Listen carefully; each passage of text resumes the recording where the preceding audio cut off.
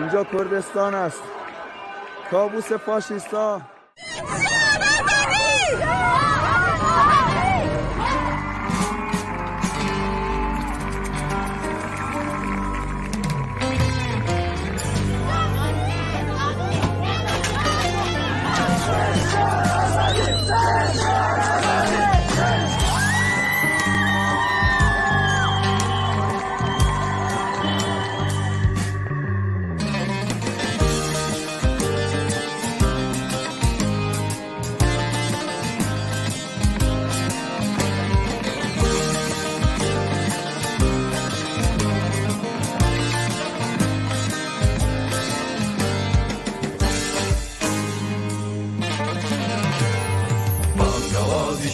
شێکە ئەی هەموو جیهان ڕێگە خۆشکەر بۆ خەباتی ئازادی ئینسان بانگەوازی شۆڕشێکە ئەی هەموو جیهان ڕێگە خۆشکەر بۆ خەباتی ئازادی ئینسان شۆڕشێکە بە پێشەنگی ژنانی نیشتمان با مستۆگەر بێ سەربەستی و حورمەتی ژیان شۆڕشێکە بە پێشەنگی ژنانی نیشتمان با مستۆگەر بێ سەربەستی و حورمەتی ژیان با مستۆگەر بێ سەربەستی و حورمەتی ژیان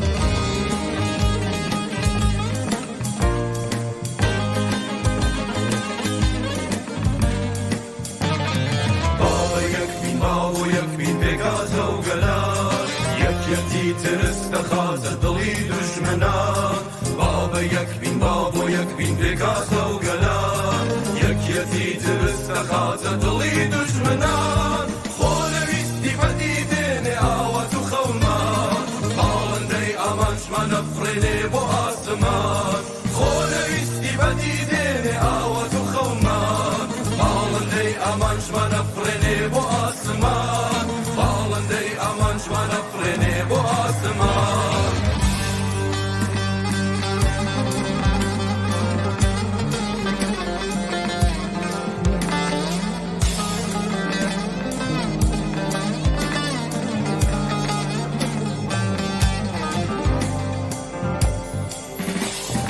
باوەری یەکسانی هەموو چین و توێژەکان پەیامی ئاشتی گەلان بۆ دایکی نیشتمان باوەری یەکسانی هەموو چین و توێژەکان پەیامی ئاشتی گەلان بۆ دایکی نیشتمان بۆ یەکشتمان یەک دەنگین و پڕ بە گەرومان چونک ژیان ئازادی بۆ تەوێردی سەر زمان بۆ یەکشتمان یەک دەنگین و پڕ بە گەرومان چونک ژیان ئازادی بۆ تەوێردی سەر زمان چونک ژیان ئازادی بۆ تە ڕەمزی بەرخودان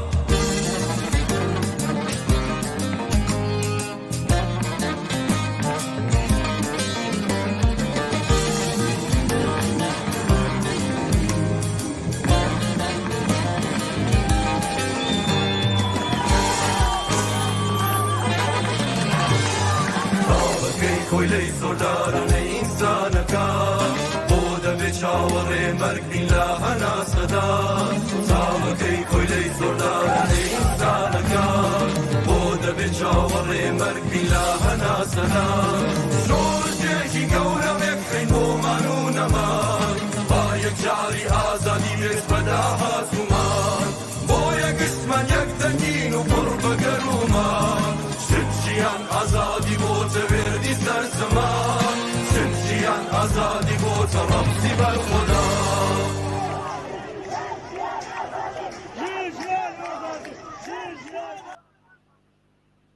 بینەرانی خۆشەویستی تەلەڤیزیۆنی کۆمەڵ کاتتان باش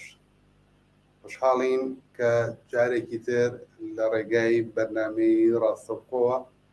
لە تەلەڤیزیۆنی کۆمەڵە میوانی کۆڕ و کۆمەڵی گەرمی ئێوەی خۆشەویستین. ئەمڕۆ شەممە 5 سەرماوەزی 1400 هەتاوی بەرامبەر لەگەڵ 26 نوامبری 2022 زاینی لە بەرنامەیەکی تایبەت بە ئاخێزی جەماوەری لە ئێران و کوردستان کە ئەمڕۆ پێی نایە ناو 72مین ڕۆژی خۆی هاتینەوە خزمەتان. هەروەک ڕەواڵی بەرنامەکانی پێشوو و لە ماوەی دوو مانگی ڕابردوو کە ئێمە ئەم بەرنامە بە شێوەی ڕاستەوخۆ کە تایبەت بە ڕۆماڵکردنی هەواڵ و لێکدانەوە و بڵاوکردنەوەی وێنە هەواڵ و ویدۆکانی ئێوەیە کە بەدەستمانەگات ئێوە ئەتوانن هەوکات بێنە سەر هێڵی تەلەفۆن یا ڕاستەوخۆ پەیام و نامەمان بۆ بنێرن کە ئێمە هەوڵەدەین بە پێیکات لەم بەرنامە بڵاوی بکەینەوە. ئەو ژمارە تەلەفۆنانەی کە دانراوە ئێوە پەیوەندیمان پێوە بگرن: واتساپ 2046 702 61 67 64 هەروەها 2045 71 64 50 24 هەم لە ڕێگای واتساپەوە هەم لە ڕێگای تەلەگرامەوە هاوکار لە ڕێگای تۆڕی مێدیایی کۆمەڵە میدیا نێتوۆرک ئەتوانن هەواڵ و وێنەکانی خۆتان بەدەست بەشی هەواڵ بەشی ڕاگەیاندنی کۆمەڵە بنێرن. ئێمە بۆ ئەم بەشە لە بەرنامەمان داوامان لە هاوڕێ ڕێزانی حەمیدی ئەگەر هاتبێتە سەر هێڵ و لەگەڵمان بێت داوامان لێکردووە کە بێتە سەر خەت و لە دوایین هەواڵەکانی ئەمڕۆ کە تایبەتە بە ئاخێزی جەماوەری لە ئێران و لە کوردستان ئاگادارمان بکاتەوە. هاوڕانی بەشی تکنیک ئاگادارمان بکەنەوە کە هاوڕێ ڕێزان هاتوۆتە سەر خەت یان نا.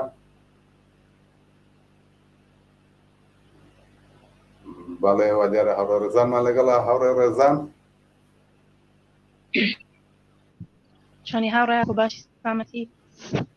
سڵاو هاوڕێ ڕێزانم، کاتت باش. بەڵێ هەروە گوتم بینەران کە هاوڕێ ڕێزان بەپرسی ناوەندی هەواڵی کۆمەڵە لەگەڵمانە بۆ بزانین ئەمڕۆ چ زانیاریهایەکی لەسەر ئاخێزی جەماوەری و تایبەتمەندی بە ڕووداوەکانی ئەمڕۆی ئێران و کوردستانمان بۆ هاتووە کە بۆمان بخێنێتەوە. فەرموو هاوڕێ ڕێزان. سلااو ڕێزم هەیە بۆیەوە هاوڕێک و هەموو بینەرانی ئەم بەرنمەیە. هاوڕێک و من تیتروا چگەلێک میاداش کردووە لەسەر ئەترازەکانی ئەمڕۆ. ئەترازەکانی ئەمڕۆ لە بین دانیشتووەکانە زۆر بەربڵاو و بەرچاوتر بوو بە پێوە فراخانگەلێک هەفت دانیشگای مشتەرەک لە شاری تاران بۆ ئەمڕۆات فراخانیاندا بوو بۆ تەحەسن و ئاعتیساب، دانیشگای عەلامەی تەباتەبایی، دانیشگای خارەزمی واحد کەرەج، دانیشگای علم و سەنعات، دانیشگای پەردیس فارابی، دانیشگای تاران لە قوم ببورن، دانیشگای تاران، دانیشتوانی دانیشگای سەنعەتی ئیسفەهان کە دانیشتویان دانیشگای سەنعەتی ئیسفەهان بێجگە لە حمایەت لەم فراخانە و جواب مثبت بەم فراخانە ئەگەر دنبالکونەندەی تەلەڤیزیۆن کۆمەڵە بینەرانی ئەم بەرنمەیە ئەبینن کە لە ڕۆژانی ڕابردوو ئێمە گزارشێکمان بڵاو کردەوە لەسەر مەسمومیت 270 نەفەر لە دانیشتویانی دانیشگای سەنعەتی ئیسفەهان کە بەهۆی غەزای نائستانداردێکە بە دانیشتویان لە سرویسا درابوو 270 نەفەر مەسموم بوو جێگە بەوە حمایەتیان کە لە ئاعترازات و خێزشی ئەخیری ئێران. دوایەوە دانیشتویانی دانیشگای علم و فەرهەنگ لە حمای لە مردم کوردستان هاتنە خیابان و شعاریاندا. دانیشتویان دانیشگای ئەمیر کەبیر ئاعترازەکانیان وارد هەشتمین ڕۆژ بووە. دانیشتویان دانیشگای نەساجی شعاریاندا. دانیشتویان دانیشگای سەنعەتی شەریف، دانیشگای تاران، دانیشگای زەبان و ئەدەبیات خارجی، دانیشگای بهشتی، ئەمانە دانیشگاگەلێک بوون کە ئەمڕۆ بە پێ فراخانێک مشتەرەک کە هەفت دانیشگا لە تاراندا بوو لە حمایەت لە خێزشی انقلابی مردمی ئێران و لە حمایەت لە مردمی کوردستان حەسونیان کردو لە بازی مەواردیشە دەستیاندا ئاعتیساب و کۆبوونەوە. هەر لەم ڕۆژەدا ئاعتراض و اعتیسابگە لە کرێکاران ڕوویدا. کرێکارانی شرکەتی زەوباهنی ئیسفەهان دەستیان لە کار کێشاوە شعاری کارگەرداد بزان حقت و فەریاد بزان یاندا. دوایەوە کرێکارانی شرکەتی سەرمە ئافرین لە شارەکی سەنعەتی ئەلبۆرز لە ئەلوەند ئەوانش دەستیان لە کار کێشایەوە مجتەمای فولادی بافق هەر بەم جۆرە. کرێکارانی کارخانەی سەیف خودرۆ دوایەوە کرێکارانی شرکەتی خودرۆسازی مرەتەب دەستیان لە اعتیسابدا جیا لە داواکاری خواست و مطالباتی خۆیان لەم خیزشە حمایەتیان کرد و خوازیاری ئەوە بوون کە نیروهای ڕژیم دەست لە کوشتاری خەڵک و سەرکوتیەوان هەڵگرن. لە کرێکارانی کارخانەی لەوازم خانگی پارس لە قەزوینیش ئەوانش هەر بەم جۆرە دەستیاندا بە اعتیساب. لەم ڕۆژە ژمارێک لە بازاڕیان لە شارە جۆراجۆرەکانی ئێران بەتایبەت لە زاهدان لە بازاری گەورەی زاهدان ئەوانش هەر دەستیان لە کار کێشاوەیە لە باسکردنی دوکان و بازار خۆداریان کردا. لە حمایەت لە خیزشی انقلابی مردم لە خارج کشوەریش هەر بەم جۆرە تەزاهورات گەلێک بووگە مەسەڵەن لە فەرانسە لە پاریس ئێرانیانی مقیمی پاریس لە حمایەت لەم خیزشە انقلابیە عەلەی جمهوری ئیسلامی کۆبوونەوە شعاریاندا. لە دانمارک لە شاری ئارهۆز کۆبوونەوەی گەورە بەڕێوەچوو و شعارگەلێک وەک ئەمەکە با اینکه دوریم از وطن پشت شما ایم هموطن و زن زندگی ئازادییان سەردا. لە ئیتالیا ئێرانیانی مقیمی ئیتالیاش عەلەی جمهوری ئیسلامی هاتنە خیابان لە شاری میلان و جگە لە حمایەت لە خیزشی انقلابی مردم ئیران تەزاهوراتێکیشیان بۆ 25 نوامبر دەڕێوە برگا. لە شاری ئۆستۆکۆلم لە گۆتۆنبەرگ و ماملۆ و ئەم شارگەلیشە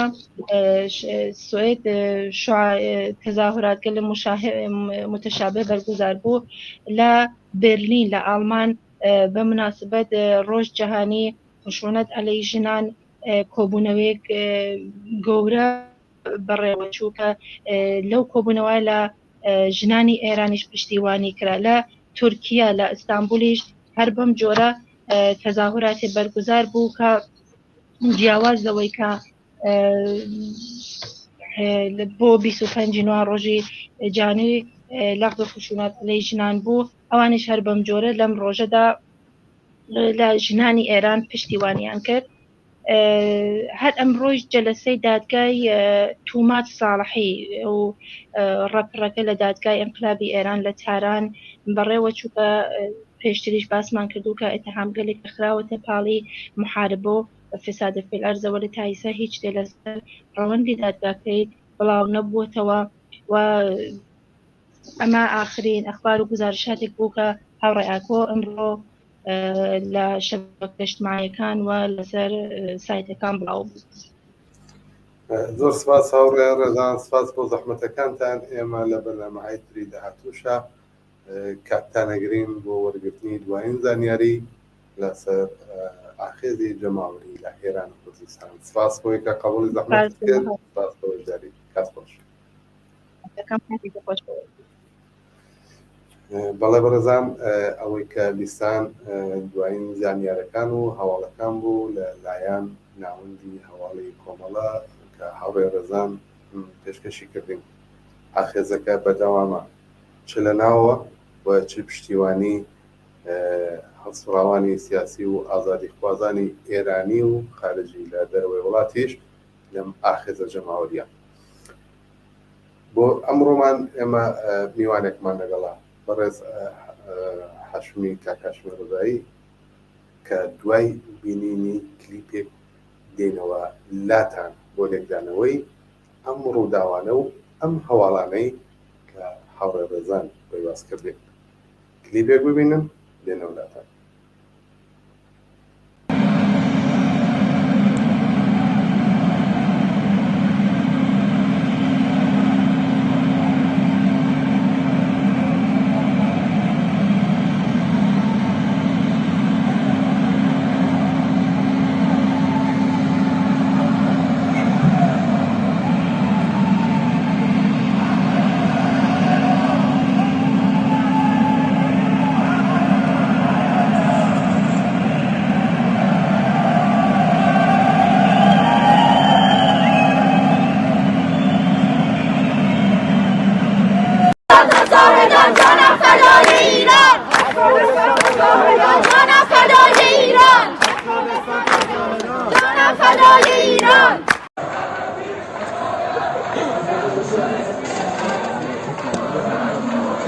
هیچ چیزی آزاد همینجا بس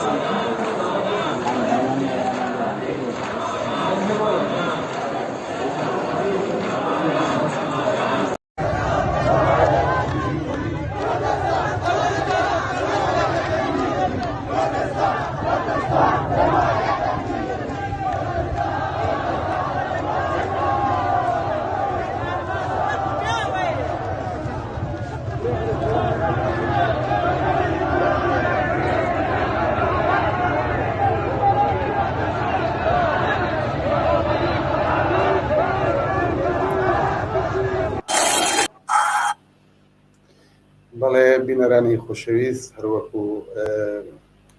عەرزم کردن ئێستاش میوانی زۆر خۆشەویست هەڵسوڕاوی سیاسی و تێکۆشەری دێرین کاک هاشمی ڕەزایی قبوڵی زەحمەتی کردووە و لەم بەرنامە بۆتە میوانمان.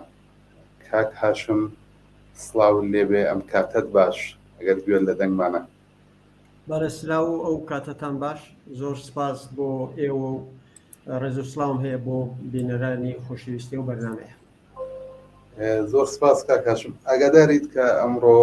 هەروەکو ئەو هاوڕێژمان لە بەشی هەواڵی ناوەندی کۆمەڵە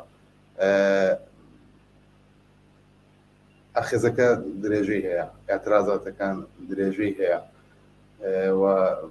پشتیوانێک دەریەکەکانیش هەر بەو شێوازە درێژەی هەیە. پرسیاری یەکەمم ئەوەیە جیاوازی،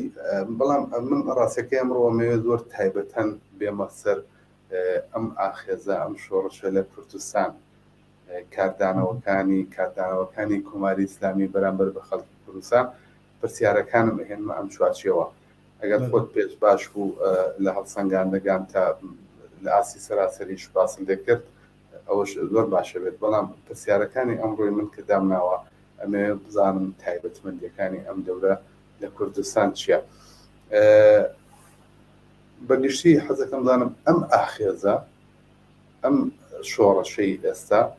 لەگەڵ ئەوانی تری پێشووتر یا بە تایبەتی کە خۆشتان لە جریانی شۆڕشی ساڵی 57 بوون تایبەتمەندی و جیاوازیەکانی چین؟ بەڵێ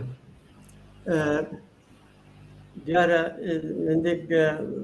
ڕەنگە ڕاحەت نەبێ ئینسان هەڵسەنگاندنی بکات لە چاو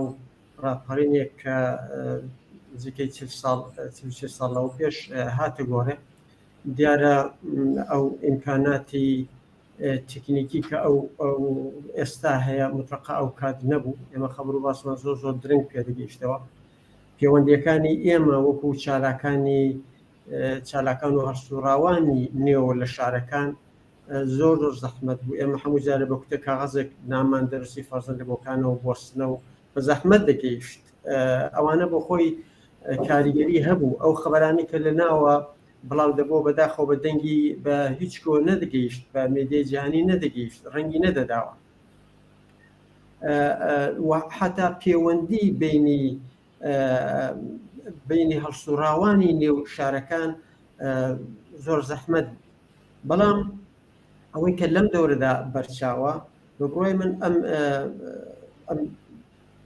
چالاکانی یا ڕێبەرانی مەیدانی و عەمەلی ئەزمون و تەجروبەی ڕابردوو و بەتایبەت ئەزمون و تەجروبەی بەهاری عەرەبیان هەیە، پەیوەندی چڕوپڕیان لە نێو شارەکاندا و تەنانەت لەگەڵ شارەکانی دیکەی کوردستان و حتا لەگەڵ ئێرانیشێ زۆر ڕاحەت بە هاسانی خەبەر و باس بەدەنگیان دەگات. من کە لەگەڵ بۆکان قسە دەکەم بەراحەتی دەڵێ بەڵەوەدە دەخەلە و پێش لە مەهابادە خەبەرە بوو، ئەوە چارگی لەوە پێش لە پێران شەر ئەوە بوو، ئەو خەبەرە. یعنی ئەو پەیوەندیە زۆر چڕوپڕ بووە. بێجگە لەوەش ئەگەر بێنم سێرێکی ئەو ڕووداوانە کوردستان دەکرێت لە سێ بەشدا سەیری بکە، یەکی لە دەرەوە، یەکی لە ناوەوە، یەکیشی لە مێدیاکاندا. لە ناوەوە نەخشی ژنان زۆر بەرچاوە لەم ڕاپەڕینەدا کە لە دەورەی 57دا هەبوو، بەڵام مطلقا قابلی هەڵسەنگاندن نییە ئەو کات و ئێستا. و دیارە لە کوردستانیش لە منەوە دەتوانم بڵم کە کۆمەڵە دەور و نەخشی بوو لە بەهێزکردنی چالاکی ژن لە کوردستاندا و ڕێگا خۆشکەر بوو بۆ هاتنی کچان و ژنان بۆ نێو شۆڕشی سیاسی و هەروە بۆ نێو شۆڕشی چەکداریش و ئەوە بە بڕای من خاڵێکی زۆر مهمە کە کۆمەڵا دەستی برد بۆ چەکدارکردنی ژن کە ئەو کاتەوەکو بڤەوا بوو لەگەڵ ئەو ڕەوتە دواکەوتووی نێو کۆمەڵگا ئەو بربەرەکانی کرد بەو جۆرە و لە حاڵێکدا ئەمە زۆر کەم دەدیترا لە شوێنەکانی دیکە لە پارچەکانی دیکەکەوە هێزی پێشمەگەی ژن بێتە نێو مەیدانەوە تەکولو تاکوتو بوو لە شۆڕشەکانی پێشودا بەڵام نەک بەو بەرینەی ئەو کاتەکاتە نێو کۆمەڵە بۆیە ئەم دەورە ژنان زۆر زۆر دەور و نەخشیان زۆر زۆر بەرچاوە و دەبینین لە ویدیۆکاندا لە وێنەکاندا لە خەبر و باسەکاندا و بێگومان ئەمانش لەو ماوەدا هەر تووشی هەڕەشە و کوشتن و چوزانم تەنانەت بەداخەوە ئەوانەی وەجیراون دەستدرێژی جنسیشیان لەسەر بووە یعنی جمهوری ئیسلامی ئەوانە دەکات لەم دەورەدا لە ناوەوە هێزێکی زۆر ئێستا لەو فیلمی ئەوە دەیەوە نیشانتاندا کە تێکەڵیەک بووە لە جوڵانەوەی کرێکاری لە جوڵانەوەی ئەوەی ئیسپانتان نیشاندا لە خۆپیشاندانی زانکۆکان و ئەو هێزە جەماوەری کە لە ئێران هەیە و تەنانەت لە دەرێشدا کە ئەو وەختە ساڵی 57 بەو کتێوێ نەبوو دەتوانم بڵم کرێکارانی نەوت لە ئاخرین مەرحەلەدا هاتن کە کاری ڕژیمی جمهوری ئیسلامی نەکسەرە کرد و ئەوەی ئێستا ئەم راپەڕینەی ئێستا بۆتە هۆی ڕێخستنی راپەڕینێکیش لە دەرەوەی وڵات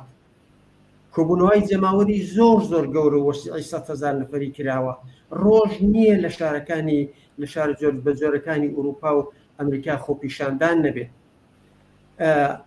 ناوەندهای مافی مرۆڤی جیهانی ئەوانە هاتوونەتە دەنگ چوزانم هونەرمەندانی جیاواز لە کورد و لە فارس هونەرمەندانی ئوروپایی و ئەمریکایی و ئوسترالایی هاتوون گۆرانیها و سروتهای جۆرا و جۆر دەخێنەوە تەنانەت بە زمانی فارسیش دەخێنەوە چوزان نووسەران پارلمانەکان پارلمانی خودی ئوروپا ئەمانە بە بڕای من وسعەتێکی یعنی بەرینایەکی زۆر عەزیمەوە هاتوونەتە مەیدان و ئاخرینێکی ئێمە دوێنێ و پێری دیتمان ئەم مەسەلەی کۆمیتەی حەقیقەت دیابەکە لە ڕێکخراوی نێونەتەوەیدا بڕیاری لەسەر دراوە بڕای من ئەوە شتێکی زۆر گەورەیە لە دژی جمهوری ئیسلامی و بە قازانجی ئەو ڕاپەڕینە ئێمە ممکنە ئاکامەکەی بەم جوانە نبینین بەڵام زۆر وڵات بوون کە قەتڵ و عام کراوە ئەوانە لە دواییدا تاوانبار کراون خودی ئەو قاتڵانە ئەو کەسانی کە دەستیان تێدا بوو بێزگەلەوەش خودی مێدیا چی بووە باس لە مێدیاشەکەم بەڵێ مێدیا تەمەشا بکە من پێ وایە هیچ کاتێک لە تاریخی من باسی ئێران دەکەم بە ئەندازی ئەم 72 ڕۆژە ئیستفادە لە ئینستاگرام و لە واتسئاپ و لە تێلگرام نەکراوە زۆر بە وەسیعی و تەنانەت حتا ئەو کەسانی کە شارزایان لەسەر ئەوانش بووە هاتونەتە مەیدانەوە و ئەو مێدیایە دەورێکی زۆری بووە لە پەرساندنی ئەو زانیاریانی کە ئێستا هەیە ئەو خەبر و باسانە زۆر بەراحەتی بە هەموو کەسی دنیا دەگات و بە هەموو کەسی غێری کورد و فارسیش دەگات کە ئەو مێدیا لەم دەورەدا بە بڕای من دەورێکی زۆر باشی نیشانداوە تەنانەت تیلویزیۆنایەکە کە ئێستا هەن خەبر و باسی ئەو ڕووداوانە دەڵێن و بڵاوی دەکەنەوە ئەوانش دەبێتە سەرچاوەیەک بۆ هێزی غێری کورد و غێری فارس وەکو شتێکە ئیستنادی پێ بکەن لە داهاتوودا بۆیە بە بڕای من ئەم تێکەڵکێشانی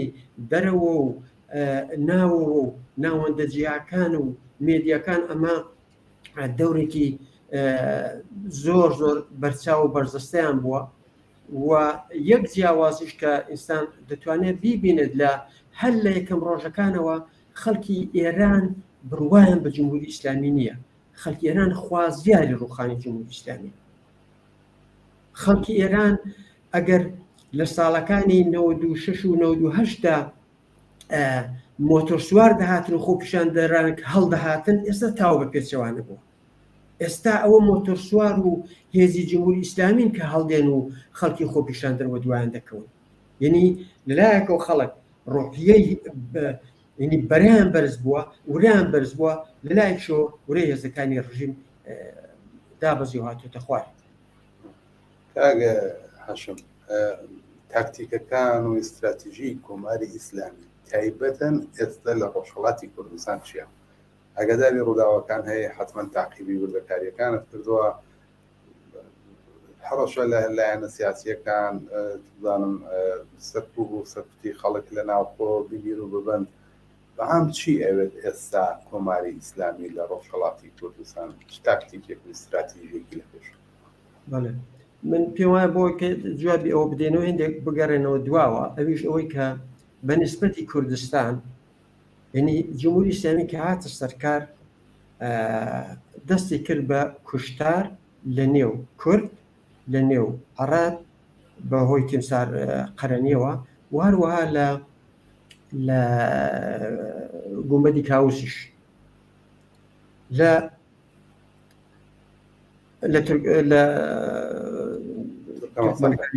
بەڵێ تورکمە سەحرا. جمهوری ئیسلامی هەر تازە پێی نەگرت بوو، چەند ڕۆژ لە هاتنە سەرکاری بوو کە نەورۆزی خوێنینی سنەی خۆڵقان چەند مانگی تێنەپەڕی 28 گەلاوێژ فەرمانی جیهادرا بە دژی کورد. بۆچیش؟ بەهۆی ئەوەی کە کوردستان ئازاد ببوو، دموکراسی هەبوو، خەڵکی شارەکانی بەرەوە دەبێت، شوراهای مەحەلات سازکرا، شورای شارەکان سازکرا کە شارەکانیان بەرەوە دەبێت. ئەگەر خومەینی دەستوریدا کوتی ئەو ئەسلحە و چەکانە بەیتولماڵم بیدەنەوە، خەڵکی کورد نەیداوە. خەڵکی کورد دڵنیا نەبوو لە جمهوری ئیسلامی، خەڵکی کورد دڵنیا نەبوو کە چ کارەساتێک بەسەر کووردا دێنن. بۆیە کاتێککە فەرمانی جیهادرا، خەڵکی کورد ڕاوەستان و دژاتی لە بەرابەر هێرشی ڕژیمدا مەقاومەت و خۆڕاگیریان کرد. دوایە مەسەلەی هەیئەتی نوێنەرایەتی هاتە پێشێ، جمهوری ئیسلامی دوای ئەوانە شەڕی خۆڵقان، چوزانم قان و قەڵاتانی خۆڵقان، شەڕی نەغەدەی خۆڵقانینی جمهوری ئیسلامی هەموو ئەوانەی دەکرد و ئەوەی ئێستاش دەیکا بە بڕوای من جمهوری ئیسلامی هەر درێژە دەری ئەو سیاسەتەیە. لەبیرم چ بوو ئەوە بڵێن جمهوری ئیسلامی وەختایە کە ئەم وەسعی لە کوردستان دەزانی تەرحێکی بوو، دەقا من لەبیرم نییە ساڵی 64 و 65 بوو بەنێوی تەرحی ئەبابیل کە دەیزانی گەنج و لاوی کورد دڵیان لای شۆڕشە بۆ ئەوەی گەنجانی کورد، لاوانی کورد بەلای ڕێدا بەرێت، تەرحێکیان بوو بنەی تەرحی ئەبابیل کە ئەو کات ڕادیۆی کۆمەڵە چەندین ڕۆژ ئەمە دەزانم لە سەرۆکاری کرد. سیاسەتی ڕژیمی جمهوری ئیسلامی ئەوە بوو کە گەنجان و لاوانی کورد بەرەو مادە هۆشبەرەکان بەرێت کە بەداخەوە لەوەدا سەرکەوتوو بوو و هەر ئەو وەخت زۆر خەڵک دەیان کورد کە تەنانەت مادە هۆشبەرەکان لە سیغار هەرزانترن. یعنی جمهوری ئیسلامی ئەوانەی کرد. ئێستاش جمهوری ئیسلامی لەلایەک و توندی تیژ بووە، لە هیچ کۆی دنیا دەوڵەتێک ناهێنێت لە دۆشکە و تانگ ئیسفادە بکە بە دژی خەڵکەکەی خۆی کە جمهوری ئیسلامی بکات. جمهوری ئیسلامی تەنانەت هێز و حەریمی هەوایی وڵاتی کە دەشکێنێت حەملە دەکا بە هێزی بە ئوردوگاکانی حیزبە سیاسەکانی کورد و دیارە ئەوەش ئامانجێکی لە پشتە، پێی وایە کە ئەوە ناوەڕۆکی ئەو شۆڕ، ئەوە بەڕێوەبەری ئەو شۆڕشانە لەوێت و دەزانن کە ئەگە کوردستان سەرکوت بکەن دەتوانن ڕاحەتی شۆڕشی سەراسەری ئێران سەرکوت بکەن. بۆیە جمهوری ئیسلامی حەول دەدات ئێستاش زۆر شت هەیە کە باز دەکرێنستان نازان چەند ئاسەنەتی هەیە، حەول دەدات گێرە و کێشە بینی نەتەوە جۆرەکان ساز بکات. بەڵام ئەم شۆڕشە بە بڕوای من ئەم ئەم هەفتا و دوو ڕۆژە ئەم خەباتە کارێکی وای کرد کە نەتەوەکان فوقالعادە لێک نزیک بنەوە کە کوردستان کە دەڵم بۆتە چەشم و چراغی ئێران کە جمهوری ئیسلامی هەمیشە حەولی بوو کە بڵێ ئەوانە زدی انقلابن، ئەوانە تەجزیە تەڵەبن، جیاوازی خوازن، ئەوانە چوزانم دەست و پەیوەندی ئیسرائیلن، دەست و پەیوەندی ئەمریکان سەردەمای پێیان دەکەن دەست و پەیوەندی سەدام حوسێن و دەوڵەتی عێراقین. بەڵام ئەوانە هەموو فەشەل بووە. یعنی ئەو سیاسەتی جمهوری ئیسلامی بۆ ئەوەی کە کورد وەکو جیاوازی خواز بزانێت ئەوانە هەموو پوچەڵ بۆی ئەو ڕاپەڕینە. و ئێستاش جمهوری ئیسلامی بۆ ئەوەی کە بە ناوی ئێران بڵێ ئەو ئاڵۆزیە خەتای هێزی دەرەکیە و سەرنج بەرەو دەرە ڕاکێشێ، ئەوەیە کە هێرش دەکاتە سەر هێزەکان. و من ئەو ڕۆکە گەنج بیستم کە دیسان هێزی کۆ کردوێتەوە لە دژی هێزە سیاسەکان کە لە هەرێمن. بەڵام خەڵکی ئێران بڕوان ناکەم تازە فریوی ئەم جۆرە تەبلیغە درۆێنانە بخۆن. خەڵک بخۆیان دەڵێن دژمی ئێمە هەر ئێستا هەر لە ناوێ و لە ئێراندایە. شتەیەکە کە من لەبیرم چوو باس بکەم، ئەم خۆپیشاتانەش بە بڕای من کۆمەکی کرد کە مەرزی ئیدۆلۆژیک لە نێو شارەکاندا بشکێت. هەموو هێزی جۆرا و جۆر بە ئیدۆلۆژی جۆرا و جۆر یارمەتی بکەن، هاوکاری بکەن لە خۆپیشاندانەکاندا، هەوڵ بدەن دروشمی جیاواز بێنە بەیدان کە بێتە هۆی دووبەرەکی و چەمبەرەکی لە نێو خۆپیشاندانەکاندا.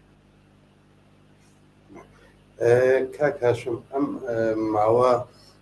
من ئەلبەت زۆر جات لە ڕێگای پێیجی شخصی جەنابەت و ئەکاونتی فەیسبووکەوە ئەم بینی ڕووداوەکانی ناوچەی مکریانت بە وردی تاقیبە کرد و بڵاویشە دەکردەوانەوە. زۆر جار ڕووداوەکانی بۆکان مەحەبات و ئەو ناوچەیەم لە ڕێگای پێیجەکەی جەنابتانەوە وەرەگرت. ڕوانگەی ئێوە بۆ ئەم دوو مانگە بە تایبەتی لە ناوچەی مکریان کە بە وردی تاقیبی ڕووداوەکانی ئەو ناوچە دەکرد، هەڵسەنگاندنی جەنابەت چییە بۆ ئەو بەشە؟ بەتەباتەوەجە بەوەی کە کۆماری ئیسلامیش لە بەتایبەت مەهاباد بۆکان جەنایەتی خۆقان کارە ساتیەک کە دەنگی داوە لە ئاستی جەهانیە، هێشتاش میلیتاری دەبوونەوەوانش بەردەوامە. بۆیە حەزم کرد تایبەتیش باتەوەجە بۆی جەنابیشتان هەم خۆتان لەو ناوچاوە هاتوون و هەمیش بە وردی تاقیبی ڕووداوەکانی ئەو ناوچەت کردووە، تایبەتی باسێکمان لەوەش بۆ بکەین. بەڵێ، دەتوانم ئەوە بڵێم کە ئەو تەزاوراتە عەزیمە گەورەی کە لە چلەی ژینادا هاتە گۆڕێ، جمهوری ئیسلامی حەولیدا بەلا ڕێیدا بەرێت، حەولیدا کە ژاوەیەک ساسکە، بەڵام ڕێبەرانی عەمەلی وریا و ژیر بوو، بەخۆشیەوە تەلەفاتێکی جیانی نەبوو. وەلا ئەماوە بەداخەوە ئێمە تەلەفاتی جیانیمان زۆر بوو، یەکەم لە شاری مەهابادەوە، دوای لە شاری بۆکان.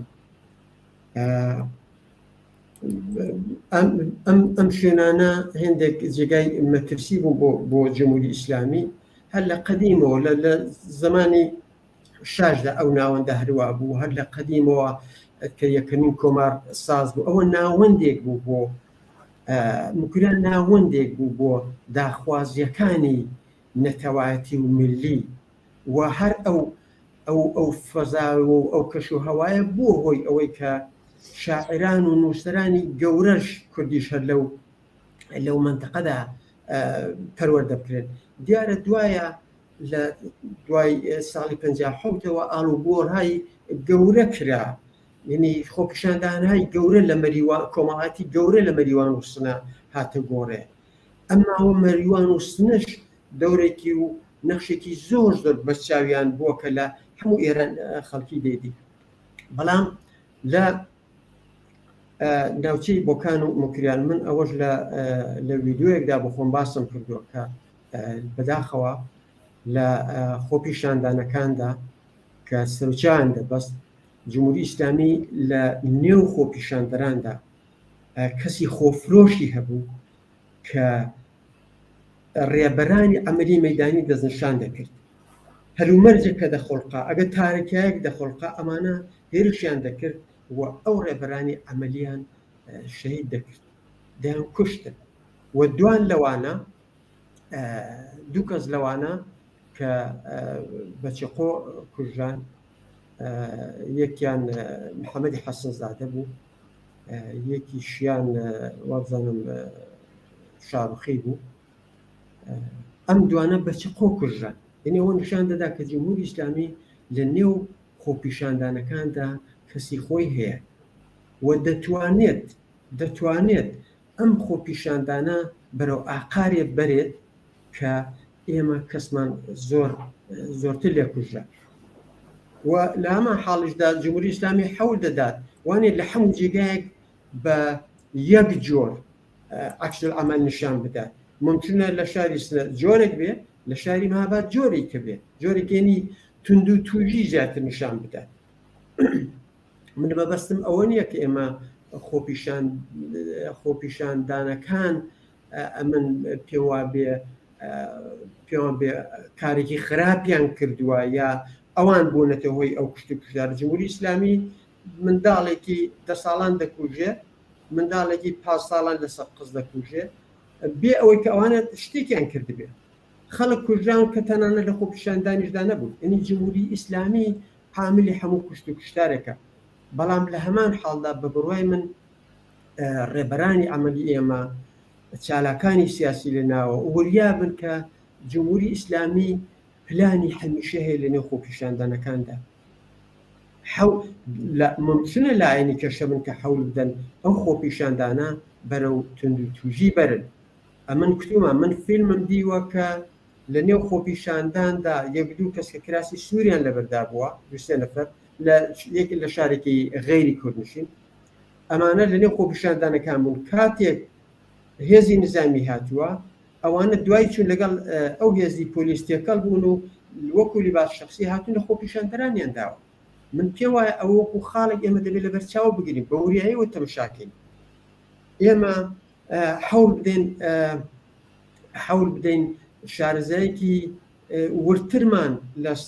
لەسەر وەزعەکە بێ وەزەکە باشتر هەڵبستەنگێنین مەبەستمەوە کە ڕێبەرانی ئەمەلی ئێمە دیارە ئەو ماوە زۆر بە وریایی عملیان کردووە جاری وایە بە ڕۆژ دێنە دەرێ جاری وایە بە شەو دێنە دەرێ بزان هێزە نظامیەکان ئامادەن خۆپیشاندان ناکەن جۆری کە دەکەن لە گەڕەکان خۆپیشاندان دەکەن نایەنە مەرکەزی شارەوە بەڵام ئەگەر بۆیان گونجات دێنە مەرکەزی شارەوە بەڵام لە هەمان حاڵدا ئەوەکو فاکتۆرێک لە بەرچاو بگرن چونکە فەرماندەیەکی نظامی چاک من بۆژەوە دەڵم چۆنکو وەکو فەرماندەی نزایی من کارم کرد و باش خراپەکە بەجگای خۆی هەمیشە دەبێت حەولیەوە بدا کە کەمترین تەلەفاتی بێ لە حرەکەتێکی نظامیدا ئێمە ناتوانین عەمەلیاتێک بکەین لە دژمن سێکەش بکوژین بەڵام بە خۆشمان بەداخەوە پێمان شەهید بێ شتیاوە نابێت نابێت دیارە ئێمە لە لێکدانەوەکانی خۆماندا ئێمە تووشی ئیشتیباه بوو بۆیە ئێمە ڕێبەرانی ئەمەلی چالاکانی سیاسی حەول بدەین لە خۆپیشاندانەکاندا تا ئەو جگای کە بۆمان دەکرێت تا ئەو جگای کە بۆمان دەگونجێ گیان و ژیانی خۆپیشاندەرەکان بپارێزین ئێمە لە جێگایە کە بزانین پۆلیس ئامادەیە ئارامترین و هێمنترین لە جێگایە کە پۆلیس ئامادەنیە بە هەموو هێزی خۆمانەوە حەودین بێنە مەیدان و ئەوەی کە لە دەستیشمان بێت ئێمە بە شێوەیەکی منتەقی دەیکەین بەڵام من ڕاستەکەی من بۆ خۆم شخصەن موافقی سوودتاندنی بانک و ئیداراتی دەوڵەتی ئەوانە نیم نەک ئێستا هەر لە ساڵی 1950 ئەمن بۆ خۆم ئەمن و هاوفکرانی من موافقی ئەوە نەبووی بەهۆی ئەوەی کە ئێمە احتیاجمان بۆیە کە زۆرترین خۆپیشاندان بێتە نێو ڕێزەکانی ئێمەوە خۆپیشاندانی کوردستانی 50 نەفەری 100 نەفەری و 200 نەفەری هیچ نیە تا ئەو جگای کە دەکرێت ئێمە لە سەرتاوە کە خۆپیشاندان کرد ئەمە لە بیرم لە شاری بووکان 100 نەفەر بوو بەڵام دوایە کرێکارمان پێ زیاد بوو جۆشکارمان پێ زیاد بوو سافکارمان پێ زیاد بوو دوکاندارمان پێ زیاد بوو نووسەرمان پێ زیاد بوو وردە وردە خەڵکی داهات هاتنی ئەعلامی هەم بەستگیان کرد ئێمە دەبێت کە شوهەوایەکی وابێت کە بەرینترین خەڵک بوێرن بێنە نێو خۆپیشاندانەکەەوە ئێمە احتیاجمان بەوەیە پێوانیە ئێمە احتیاجمان بە دەستبردن بەچێکی بە چەک بێت ئێستا پێم وا بێت دەستبردن بۆ چەک کوشندەیە بۆ ئەو خۆپیشاندانانە زەربەی گەورە لە ئەو خۆپیشاندانانی ئێستا و لەو ئەو ڕاپەڕینەدا ڕۆژێک لە ڕۆژان ئەگەر هەلومەرجەکە ڕەخسا ئێمە بێگومان دەبێت دەست بەرین بۆ چەک دەست بەرین بۆ ئەسلحە و ڕەنگیشە کوردستان ئەو مەڵبەندە بێت کە بۆ یەکەمین جار دەست دەبا بۆ چەک بۆیە بە بڕای من ئێمە ئەو وەزەکە باشی هەڵسەنگێنین هەندێک لایەن وەیە کەسی وەک تاکەن کە بەداخەوە بانگەواز دەکەن بۆ تند و توژی بانگەواز دەکەن کە خەڵک هێرشت بکەنە سەر بنکە نظامیەکان بە بڕای من ئەوە وەزیفەی ئەوان نییە ئێمە حزبە سیاسەکانمان هەیە ئێمە ناوەندی هاوکاری حزبە سیاسەکانی کوردستانی ئێرانمان هەیە کە لەو دەورە بە بڕای من دەورێکی زۆر باشیان خۆڵقاندووە دەورێکی زۆر باشیان نواندووە خەڵک بە قسەیان دەکەن خەڵک جوابی بانگەوازەکانیان دەدەنەوە بە بڕای من دەبێت ئەو پەیوەندی چالاکانی سیاسی لە ناوە حزبە سیاسەکان پتەوتر بێت و بتوان هەنگاوەکانی ئەمەلی نێوشارەکانیشدا بە باشی بتوان درێت بەڕێوە بچێت بە کەمترین تەلەفات. کاگاشم ئەگەر بە تەرتیبی ئەولەویەت ئەو مەترسیانەی کە ئێستا لەسەر خەڵکی کوردستانن چین و خەڵک دەبێت چ بکەن؟ بەڵێ من ئەوە بڵێم ئێمە ساڵی 57 4 مانگ تا 6 مانگ دوای ڕاپەڕینێران هاتینە مەیدانەوە بە زۆر دلیل ئێمە لێمان کورد لێ معلوم نەبوو چی لێ بەسەر دەچی لێ بەسەر نایە بڕوامان بەو شعار و شتوانە نەبوو لەلایەک شەو بە لە حازی مەسەبی و عەدێ بوون عەقیدەیان پێوان وا بوو کە حکوومەتێکی شیعە بەس بێتە زەکات بە قازانجانیە بەڵام ئێمە ئەو وەزعی ئێستاکی ئێمە دەیبینین بە بڕوای من نەتیجەی خەباتێکە یعنی درێژەی خەباتێک ئێمە 43 ساڵەوە پێشەوە کوتمان ئێمە هەر لە ڕۆژهای ئەوەڵەوە کوتمان نەی بە جمهوری ئیسلامی دژی جمهوری ئیسلامی ڕاوەستین هەر لە ڕۆژهای ئەوەڵەوە ئێمە کوتمان ئەم حکوومەتە زیدی انقلابیە داوای ڕوخانی جمهوری ئیسلامیمان کرد ئێستا لەم دەورەدا بە پێچەوانە ئێمە بووینەتە پێشنگ و پێشڕەوی ئەم ڕاپەڕینە دەتوانم بڵێم ئێمە ئەو موقعیت ئەو وەزعە سیاسی و کۆمەڵایەتی و مبارزاتیە کە ئێمە کردومانە لە کوردستان بۆتە ئێمە خستەکە ئەو موقعیتی پێشنگ و پێشڕەویەوە و بۆیش خەڵکی چاوی لە ئێمەیە بە بڕوای من خەڵک ئینتزاری لە ئێمەیە چاو لە ئێمە دەکات کە ئێمە بزانین چۆن بکەین و چی دەکەین ئەوانیش تەماشای ئێمە بکەن بۆیە جمهوری ئیسلامی حەوت دەدات کە ئەم خەباتەی کوردستان سەرکوت بکات تێکی بشکێنێ و کوردستان بە مرکزی ئەو ڕاپەڕینەی ئێستا دەزانێت و هاتووە چی کردووە لە پەهباد ئیستفادە دەکات مڕەتەب هلیکۆپتێر بەسەر شارەکانی کوردستانی ئێراندا دەگەڕێنێ هێز کۆ دەکاتەوە و کارایەکیش دەکات جا ئەو هێزکۆکردنەوەشی بەشێکی هەندێک بۆ تێکشکانی ڕوحیەی خەڵکیە پێ وایە بۆ جۆرە خەڵکی ڕوحیەی دەشتێک کە دەزانێت کە خەڵکی کورد چۆن بوون لە ئەم دەورێدا و لە لای کێشەوە لە شارەکانی کوردستان ئەو خەبەرەی ئەو جاری کە بە من خەبەر گەیشتووە دێنێت لە دەواازەی شارەکان ئیستی بازرسی داناوە هەروکو ساڵەکانی 1960 و 62وانە خەڵکی دەپشکن خەڵکی کە دێنە دەرێ نیو سعادیان پشتن گیانیان تەلیفۆنیان بزانن پەیوەندەکانیان چۆن بۆ چۆن نەبووە شەوانە بەداخەوە بە یارمەتی خۆفرۆشان بە یارمەتی جاشەکان بە یارمەتی خائینان بە کورد دەچنە ماڵان دەپشتن گەڕک بە گەڕک ماڵ بە ماڵ خەڵک دەگەڕن خەڵک دەگرن دەیان بەنە نێو زیندانەکانەوە ئێستا ڕاستە لە بۆکان دەڵن 13 شەهید بووە بەڵام کەسێ بێشتر و شوێنن، بەڵام کەسەیە کە کەس نازانێت لە چۆن و لە چۆنین، دەڵێن شەیدی کە بووە خەبەر نییە. یعنی ئەم بێخەبەریەش هەر خۆ بەخۆی ترس و لە ڕاوکێکی خستۆتە نێو خەڵکەوە. بۆیە جمهوری ئیسلامی حەول دەدات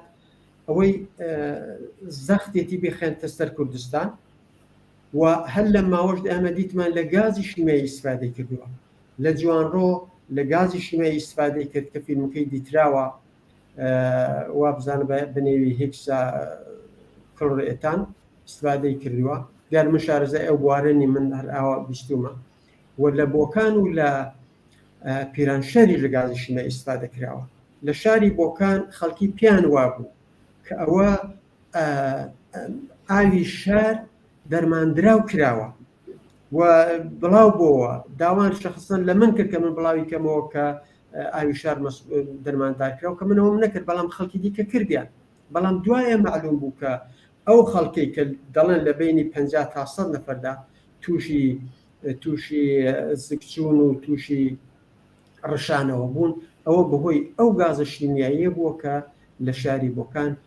ئیسفادەی لێکراوە و هەروە لە پیرانشەریش. بەبەستمەوەیە ئەوانە هەموو مەترسین کە جمهوری ئیسلامی دێت ئەمانە هەمووی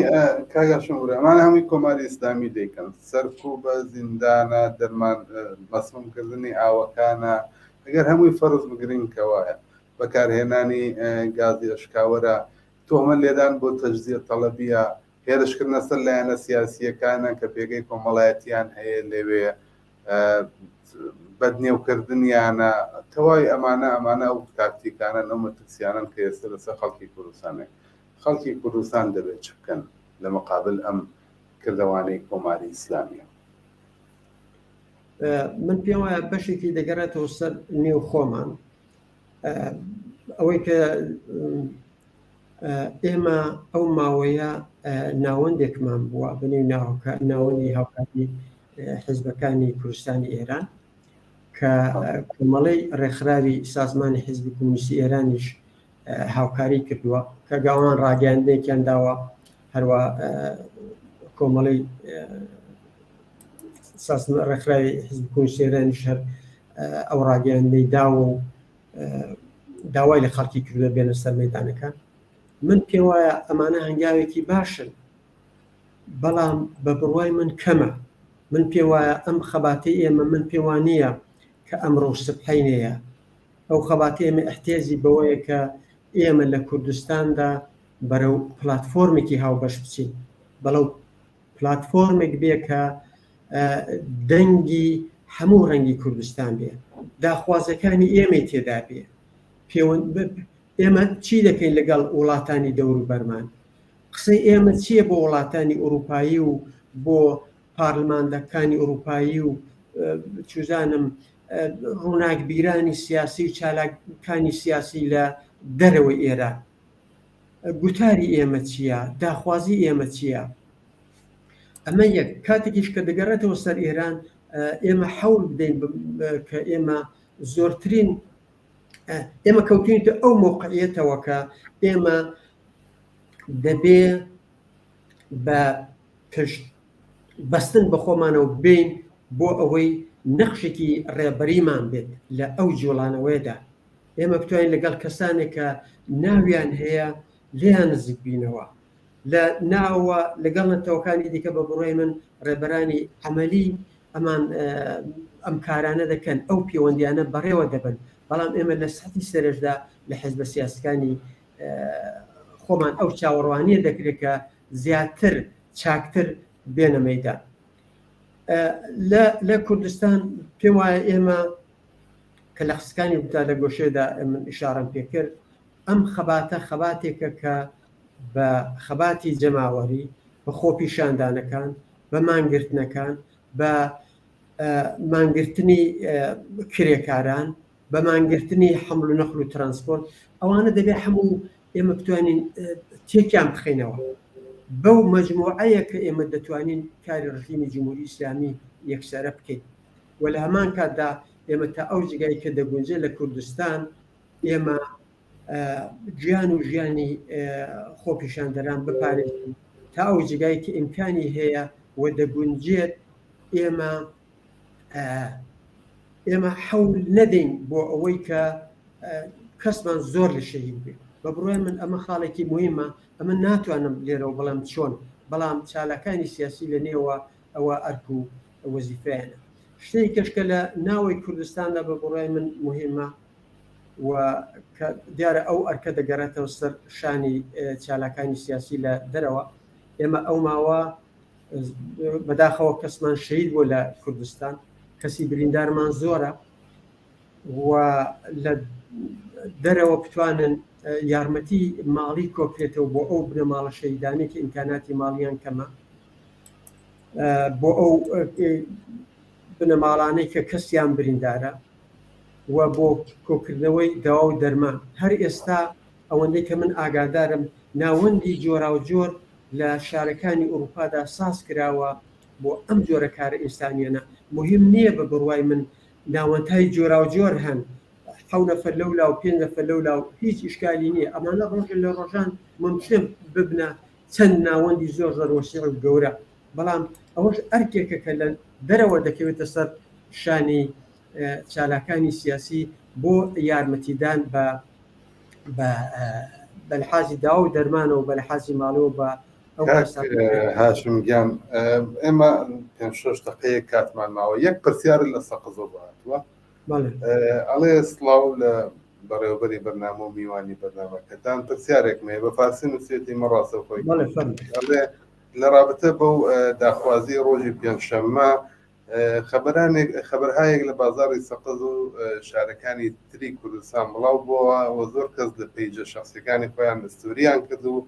بە تایبەت بە خەڵکی سەقز و کوردستانیان وت لە داخوازی بۆ مانگرتنێکی ئیتر ئێمە بەشداری ناکەین، چونکە بەشەکانی تری ئێران بەشدار نین و بە تایبەت لە تاران پشتیوانیان لەمە نەکرد. ئەم جۆرە تەبلیغاتە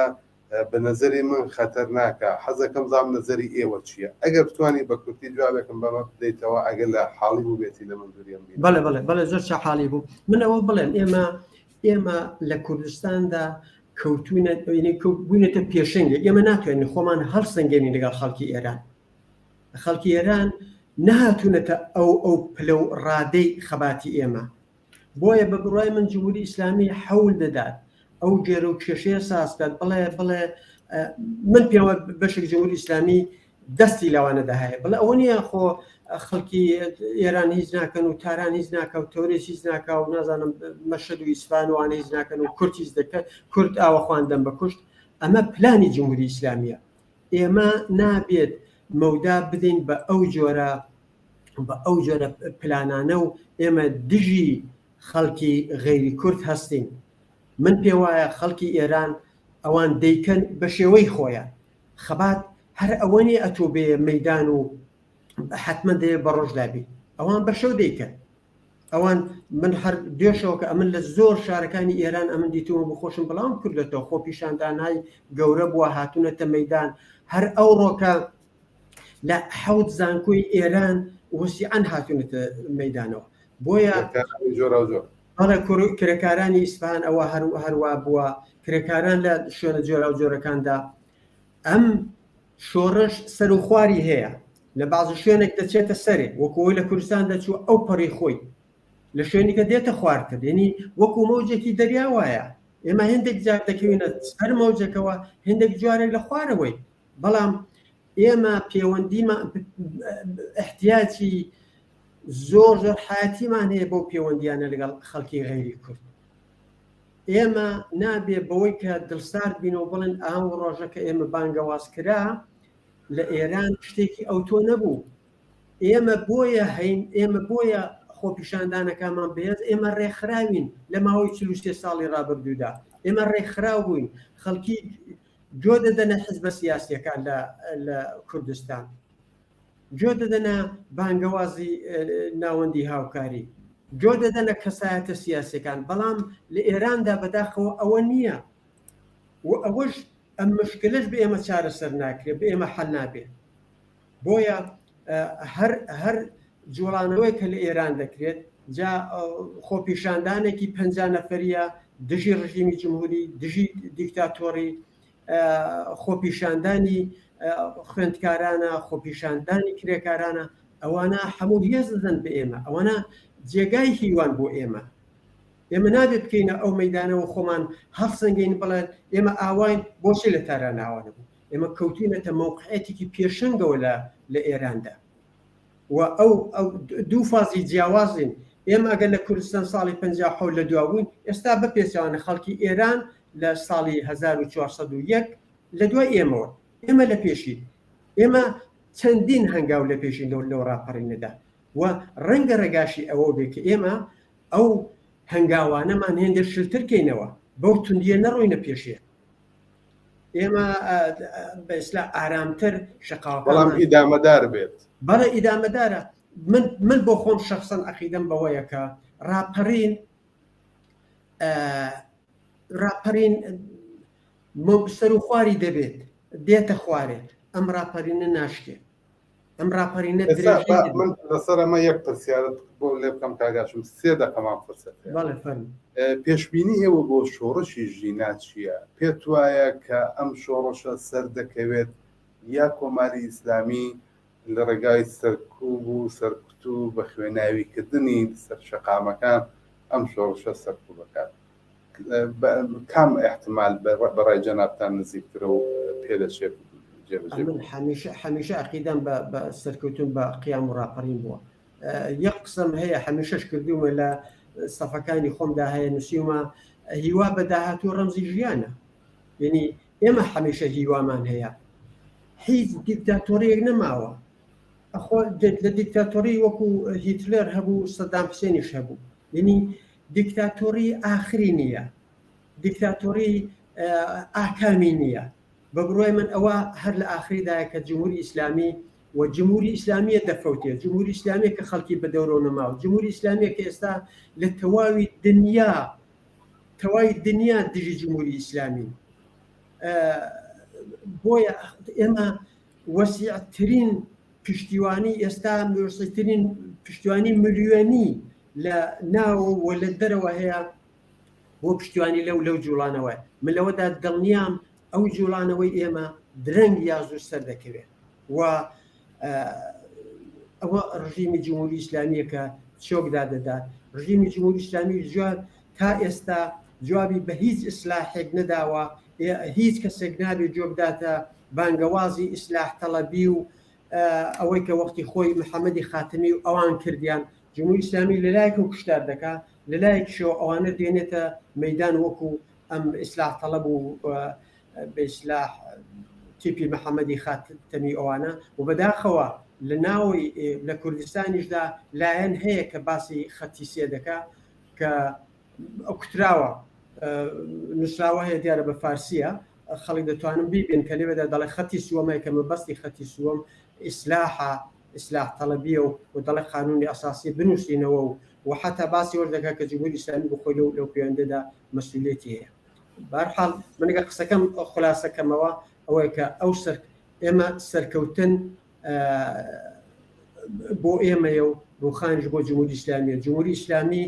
ئەگەر ئەو ڕاپەڕینە تند و تیشتر بێت بە بڕای من ممکن لەوانێت تانگیش بێنێتە خیابان ئێمە دیمان دۆشکە هێناوەتە خیابان فعلەن دۆشکە هێناوە بەڵام لە دوڕۆژدا ممکن ناوانش بکە بەڵام زۆر دیکتاتۆر بکە تانگیشە هێناوەتە مەدان و بەڵام ئاکامەکەی فقط شکست ئیمپراتۆری بووە شکستی دیکتاتۆری بوو کاگاشم زۆر سپاس بۆی کە قبولی زەحمەتت کرد و لەگەڵمان بووی زۆر سپاس بۆ دەمان دەکرد تا دیدارێکی تر بە کامرانی دەسوێت زۆر مەمنون سپاس بێ کاتی خۆش مەمنون سەرچەند زۆر سپاس بەڵێ بینەرانی خۆشەویستەوەی بیستان و توێژێک بۆ لەگەڵ هەڵسوڕاوی سیاسی و تێکوشەری دێرین کاک هاشمی ڕەزایی خۆشەویست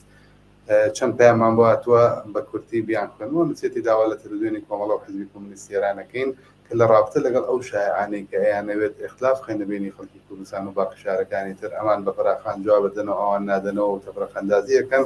زیاتر ڕوونکردنەوە بکەن و لێکدانەوەی لەسەر بن و